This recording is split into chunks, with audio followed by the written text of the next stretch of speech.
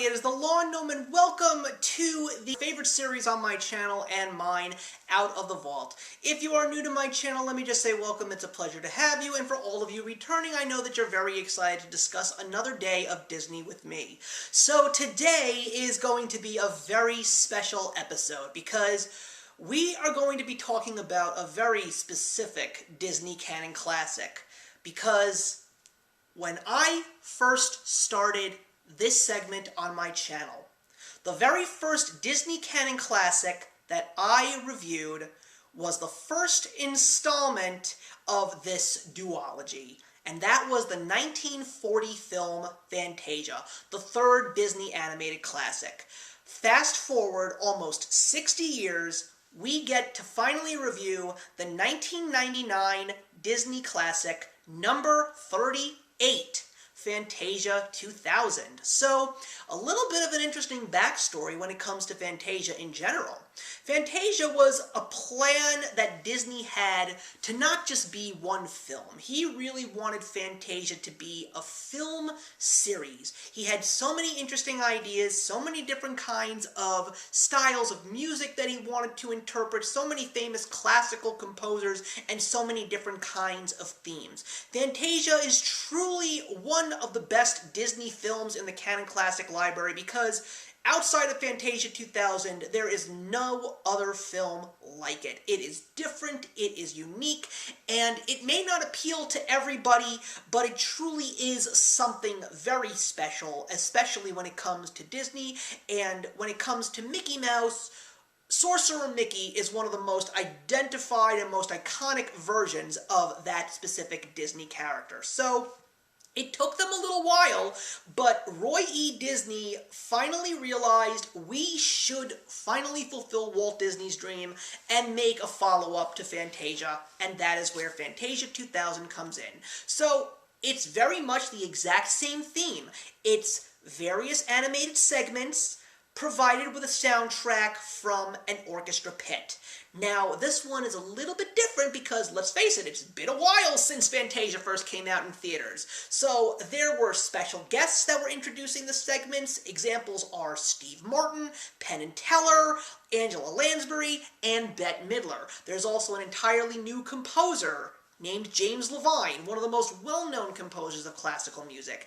And of course, we have different segments, including Beethoven's Fifth Symphony, Igor Stravinsky's Firebird Suite, and of course, one of the most well-known, especially when it comes to graduations, Pomp and Circumstance. But Disney definitely puts its own Disney spin onto it by definitely giving us some interesting tweaks. Like Pomp and Circumstance is not a graduation segment, rather it is a Noah's Ark telling with music, and it actually features Donald and Daisy Duck. So we don't just have Mickey Mouse in Fantasia now, Donald and Daisy are part of it, because we do, in fact, get the Sorcerer's Apprentice remastered for this specific film once again.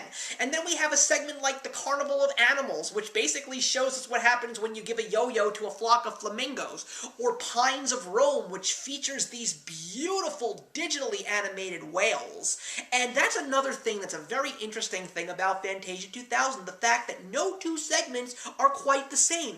Each one has a different animation style, a different use of technology, whether it's cell animation or CGI, and each one of those segments gives you truly great, different feelings every single time. My personal favorite in this whole bunch, one of the very big favorites amongst everybody who loves Fantasia, and that, of course, is Rhapsody in Blue from George Gershwin, especially considering the fact that it's illustrated by the great Al Hirschfeld, who I remember looking at all of his drawings in the Saturday edition of the New York Times. So the fact that there was a whole segment that was dedicated to his artistry, but also a beautiful classical jazz piece, especially encompassing life in New York. That's another reason why I love that segment so much. It really speaks to the New Yorker in my heart. But there are so many other amazing things in here. The Firebird Suite is definitely one of the most beautiful, not just because of the music, but the animation is absolutely stellar. The imagination just runs wild, and it's so beautiful. Even Beethoven's Fifth Symphony, which just has little images of paper butterflies. It's just so different and so cool to watch. But is Fantasia 2000 better, or if not better, just as good as the first film? The answer is unfortunately no, because even though there are so many great things to say about Fantasia 2000, there are just a couple of them that just don't really grab you, because Fantasia, for me, is a great watch with great segments all the way through. In Fantasia 2000, there are great ones, but there also are just a couple of things that sort of just don't really keep me on track. Like the Tin Soldier, I really don't care for that one at all. And Pines of Rome, while it is beautiful to look at, it's just not necessarily something that is just overall perfect. Everything in Fantasia from 1940 is just absolutely perfect, from the Nutcracker Suite to the Night on Bald Mountain. They're just absolutely beautiful and breathtaking, and that's why they're such classic pieces. When you talk about Fantasia with people, the segments from Fantasia 2000 are not really the big talking points. It's really about the classic film from 1940. And also, I feel that getting all the special guests, while it is great to see people like Itzhak Perlman and Quincy Jones, it just doesn't seem to be the same. I mean, you can definitely tell that this was a nice little tribute to Disney's vision, and even though it is a very good sequel to Fantasia, you just really can't compare them to be the exact same kind of film. There's just definitely something that feels more like a documentary when it comes to Fantasia 2000. But I did see this movie on the big screen. My sister and I went to go see it, and we really had a good time. It's not a bad movie, it's just not as good as the original. But I highly recommend, if you haven't seen it yet, that you should. So I will be giving Fantasia 2000 3 stars out of 4. So thank you very much for watching, everybody. Please leave your comments in the box below, and let's discuss Fantasia 2000, and I will see you in the next one.